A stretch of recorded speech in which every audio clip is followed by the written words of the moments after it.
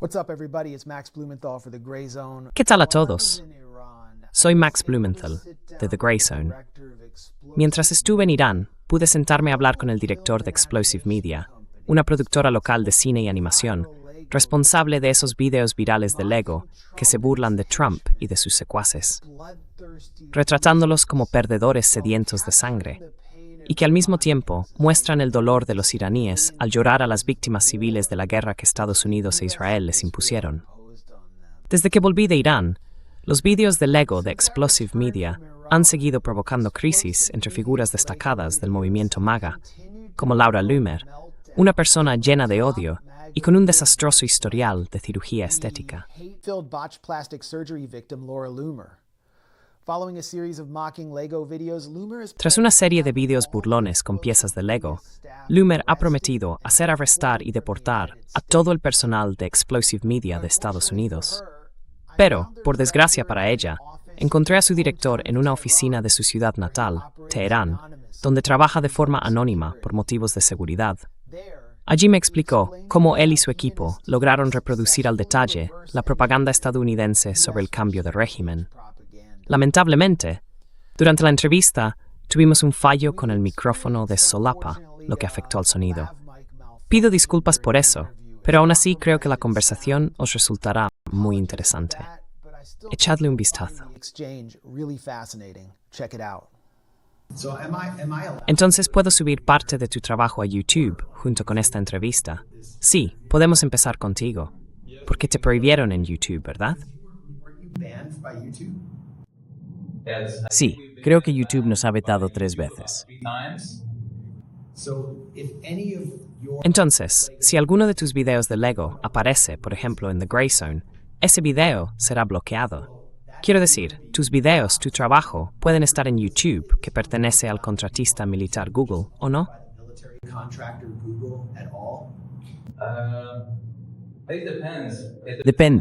Depende de hasta qué punto se haga viral. Y eso depende de qué parte de nuestros videos esté siendo el objetivo. Que algo se haga viral, que se distribuya mucho, no es lo que realmente importa.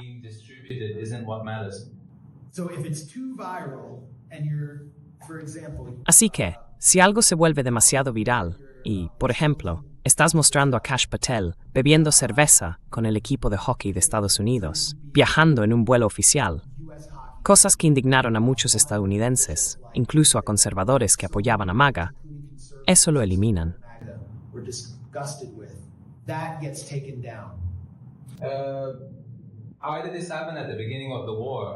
¿Cómo pasó esto al principio de la guerra? Creo que fue porque nuestros vídeos eran inimaginables. Ocurrió justo al comienzo de la guerra. Pero cuando veían que nuestros vídeos se volvían virales, los bloqueaban. Nos cerraron la cuenta de Instagram 3 veces. También nos cerraron YouTube 3 veces. Incluso nos cerraron otras cuentas de Google. No podíamos ni registrar una cuenta de Google en nuestros propios teléfonos, ni nada por el estilo. Sí, esto pasa muy a menudo.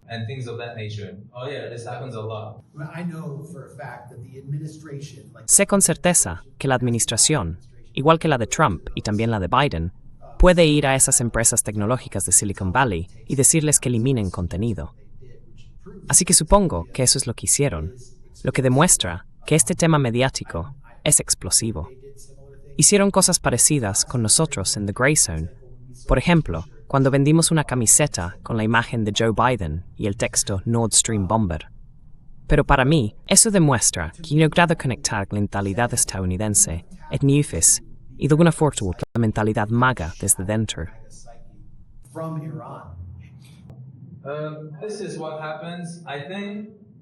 Esto es lo que pasa, creo yo.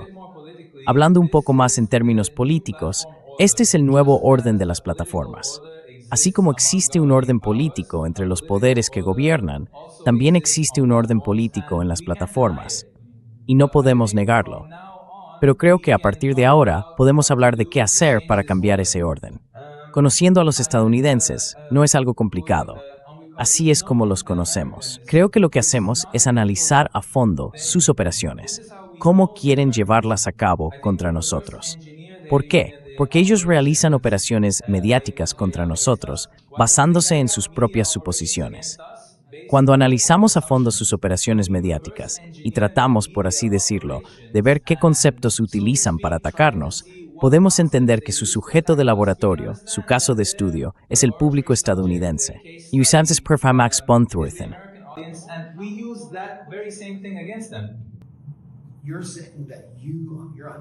Estás diciendo que tu comprensión de la mentalidad estadounidense, o tu capacidad para conectar con ella, vino de estudiar e investigar, o fue algo más natural. A mí me da la impresión de que fue algo orgánico. Tus videos se sentían naturales y millones de estadounidenses los compartían. Empezamos primero con los videos de Lego, al principio de la guerra.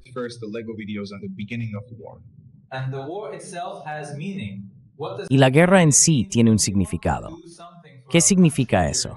Significa que cuando queremos hacer algo por nuestro país durante una guerra, ponemos todo nuestro ser en ese trabajo. Y de forma natural, intentamos usar todos nuestros recursos internos, lo que hemos aprendido, en lo que creemos. Maimo, quiero contarte algo. Dentro de nuestro equipo, un grupo de casi 10 personas. Tenemos investigadores de políticas, tenemos psicólogos, y entre nosotros hay gente que ha estudiado distintas disciplinas en la Universidad del MIT. Y eso ha hecho que tengan un enfoque aparentemente muy preciso, pero es porque vivieron en ese entorno y se alimentaron de los medios de comunicación estadounidenses. Eso, en mi opinión, es lo más importante. Que nuestros compañeros se hayan nutrido de los medios americanos, creo que es lo que ha hecho que esto ocurra.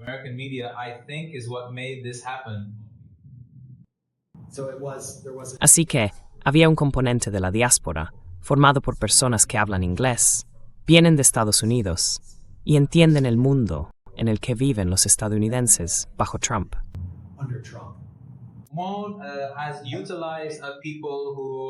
More ha contado con personas que eran inmigrantes en Estados Unidos o que habían vivido allí. Recibimos consejos de ellos. Hablemos un poco de eso. Hablar en este espacio no requiere realmente que lo hagamos desde dentro del entorno estadounidense. Si seguimos la línea de contenido del orden de la plataforma, entenderemos cuál es el gusto del público en este momento. No necesito estar en, no sé, California, Nueva York o en cualquier otro sitio. Esta línea de contenido encuentra su propio camino, y nosotros la estamos aprovechando. Por poner un ejemplo, la palabra que usamos como título del videoclip fue loser. No fue solo porque loser sea una palabra que se use de forma coloquial en Estados Unidos, sino porque sabíamos que a personas narcisistas como Trump no les molesta la palabra loser, y por eso la utilizamos.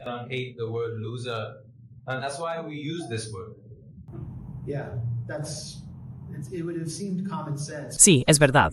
Parecía de sentido común, por alguna razón, pero los demócratas no fueron capaces de darse cuenta. Ningún cómico consiguió burlarse de Trump con éxito. Alec Baldwin lo intentó en Saturday Night Live, y en realidad eso ayudó a Trump por la forma en que los liberales intentaban ridiculizarlo. Los humoristas no lograban imitarlo. Esta fue la primera vez que vi una especie de parodia o sátira que realmente le quitaba ese aire de misterio a Trump. Fue porque decidiste retratarlo como un personaje de Lego. Había algo en la elección de los Legos que también te permitió generar simpatía. Ese mismo tipo de personajes te permitió generar simpatía, por ejemplo, por las víctimas en Minop. ¿Qué tenía el personaje de Lego?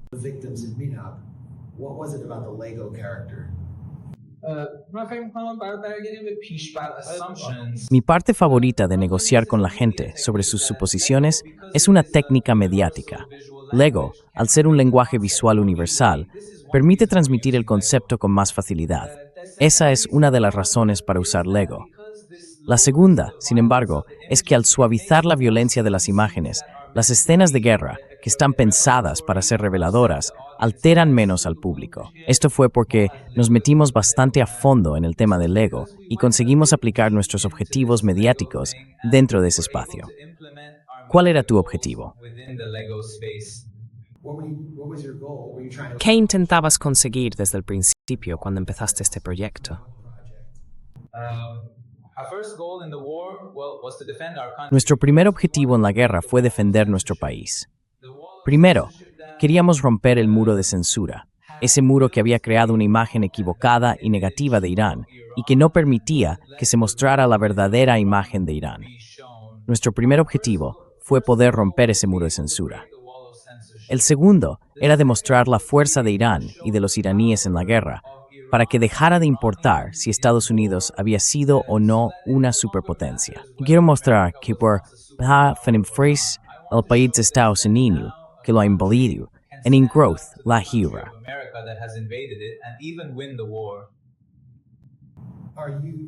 He leído algunas entrevistas contigo, y corrígeme si me equivoco, pero antes te describías como un crítico, o incluso como un opositor de la República Islámica, y dijiste que, de alguna manera, cambiaste, quizá a raíz de la experiencia de esta guerra.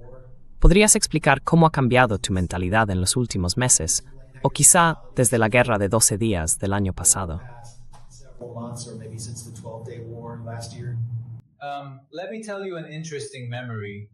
Déjame contarte un recuerdo interesante.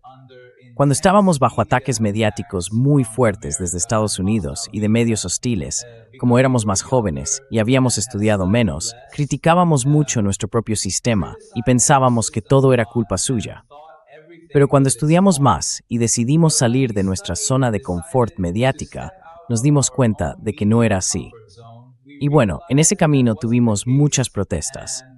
Sobre todo, por ejemplo, en los años 90, algunos de los nuestros incluso estaban entre los manifestantes contra las políticas económicas del país. Pero cuando entré en espacios políticos y estudié, vi que no era así. Y, dicho de forma sencilla, nos llevó mucho tiempo entenderlo.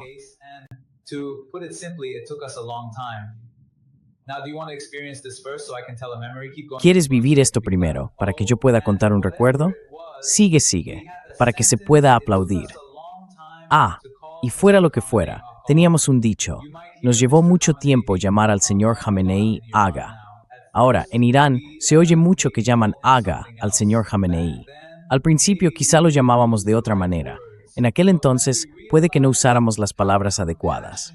Pero cuando nos dimos cuenta de lo compasivamente que trabaja por el país y de que estábamos bajo una extraña presión mediática, nos pusimos a estudiar, a trabajar en los medios, y después de eso, nuestra capacidad de comprensión cambió y creció. Entonces entendimos dónde estábamos viviendo y decidimos entrar de lleno en los medios y cambiar el ambiente. Pero a ver, ¿cuál fue el punto de inflexión? ¿Fue la guerra? ¿Fue cuando supiste lo de las sanciones?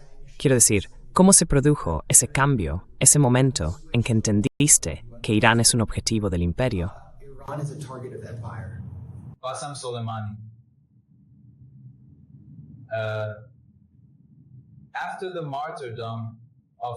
Después del martirio de Qasem Soleimani, ocurrió algo extraño en Irán. Y ese fue el error fatal de Trump, asesinarlo.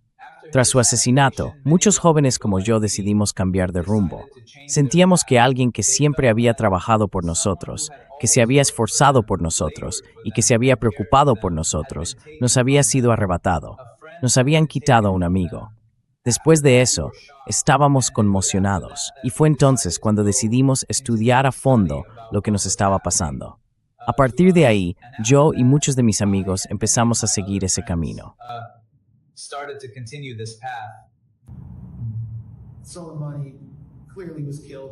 Soleimani fue claramente asesinado por la influencia israelí dentro de la administración Trump. Esa es mi opinión. Quiero decir, hemos investigado este tema. Mike Pompeo y Netanyahu fueron fundamentales para convencer a Donald Trump. Pero con tus videos, te centras, no exclusivamente, pero sí en gran medida, en Estados Unidos. Hablas de ello, muestras la influencia sionista y los símbolos relacionados, pero lo que intentas es influir en la mentalidad de los estadounidenses. ¿Sigue siendo ese tu objetivo, influir en la mentalidad de los estadounidenses? ¿Y por qué no has dirigido tus críticas o burlas al liderazgo israelí de la misma manera? ¿Es porque crees que hay un sector de la sociedad estadounidense que puede ser persuadido, que está en contra de la guerra y receptivo a tu mensaje? Porque evidentemente, los israelíes son totalmente genocidas.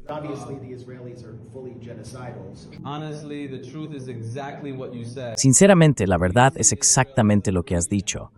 Vemos a Israel como una región, una especie de prisión al aire libre, una guarnición militar. Lo que hicieron con Palestina, primero convertirla en una guarnición, en una prisión al aire libre, ellos mismos también se han convertido en una guarnición militar. No entra ni sale nada, y están completamente dentro de una estructura cerrada. Pero como el pueblo estadounidense está muy conectado con los medios, y por su cultura confrontativa, y quizá algo discutidora, hay esperanza de que algún día se levanten y hagan oír esa voz. Así que sí, en nuestra opinión, criticar las políticas estadounidenses y al propio pueblo americano puede, de hecho, ayudar a provocar esa transformación global. Realmente no vemos a Israel en una posición en la que quiera cambiar en absoluto.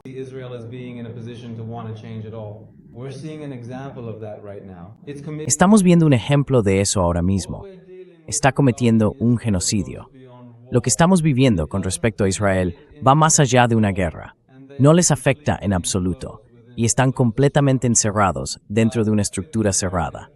Pero con el pueblo estadounidense, como están expuestos a los medios y por su cultura más confrontativa y quizá más discutidora, hay esperanza de que algún día se levanten y hagan oír su voz. Y sí, creemos que criticar las políticas estadounidenses y al propio pueblo estadounidense puede ayudar realmente a impulsar ese cambio global. No vemos a Israel en una posición en la que siquiera quiera cambiar. Estamos viendo un ejemplo de eso ahora mismo. Está cometiendo un genocidio. Cuando hablamos de Israel, estamos hablando de algo que va más allá de la guerra.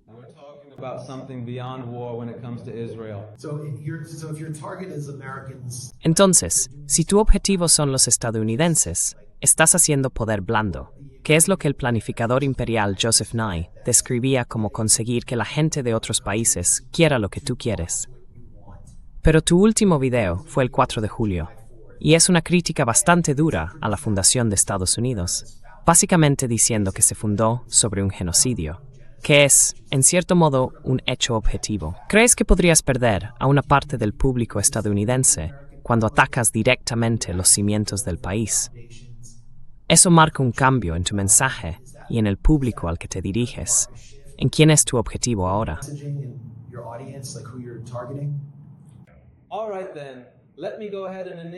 Muy bien, entonces voy a empezar una conversación completamente nueva aquí.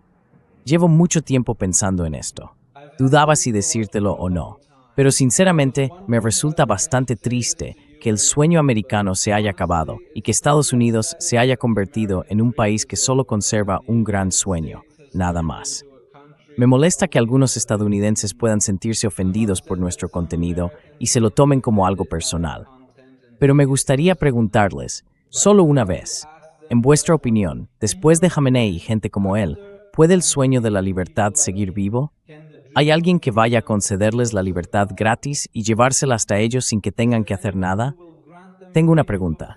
¿Y si Irán no existiera? ¿Hasta qué punto podría el pueblo estadounidense comprender realmente a Palestina? No hablo de quién más, aparte de Irán y Palestina, los apoya ahora mismo. Pero si Irán no existiera, ¿cuántos estadounidenses se despertarían de verdad?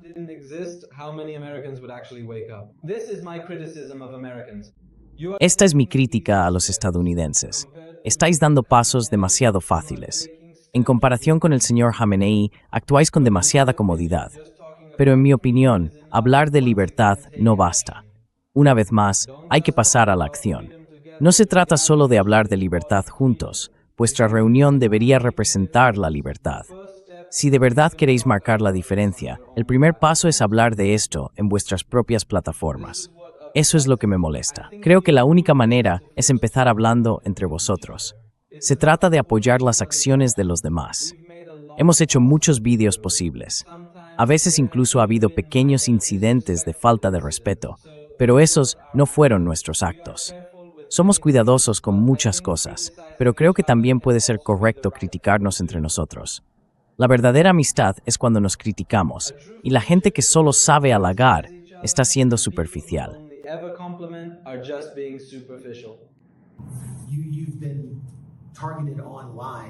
Has sido objeto de ataques en Internet. Ha habido intentos de alto nivel para censurarte.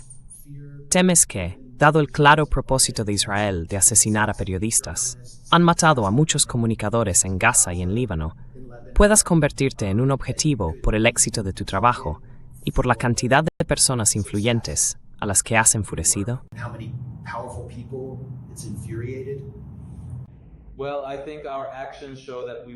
Bueno, creo que nuestras acciones demuestran que no teníamos miedo y que seguimos adelante. Pero sinceramente, si hablo desde el corazón, después del martirio del señor Jamenei, la realidad del mundo nos parece muy insignificante.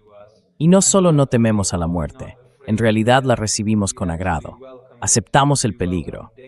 Y ahora ni siquiera vemos lo que hacemos como algo muy peligroso.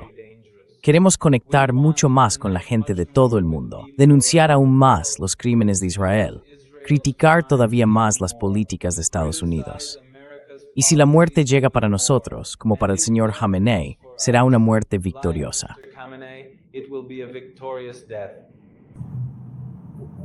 Son tus próximos proyectos. ¿Qué una país de Lego?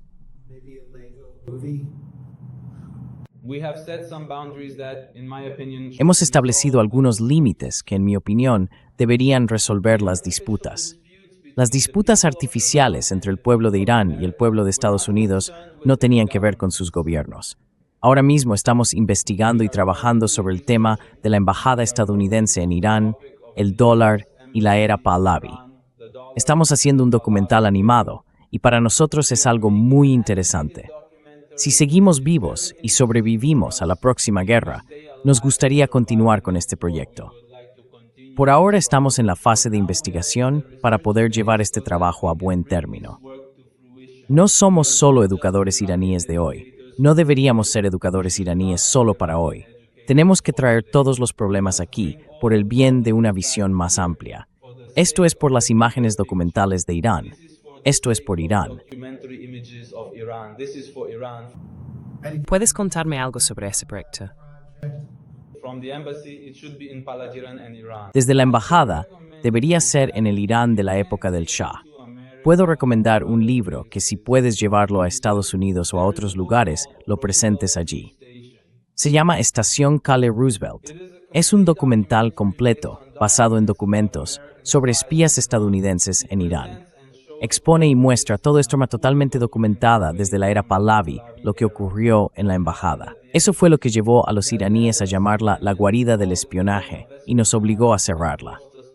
Ahora bien, quizá no queríamos hacerlo, pero en mi opinión es importante conocerlo. La razón por la que la embajada estadounidense en Irán estaba ante todo espiando y por eso tuvo que cerrarse. Hace falta un poco más de unidad entre el pueblo iraní y el estadounidense para que puedan reconocer la verdadera fuente del mal, para que puedan darse cuenta y poco a poco alejarse de esas políticas.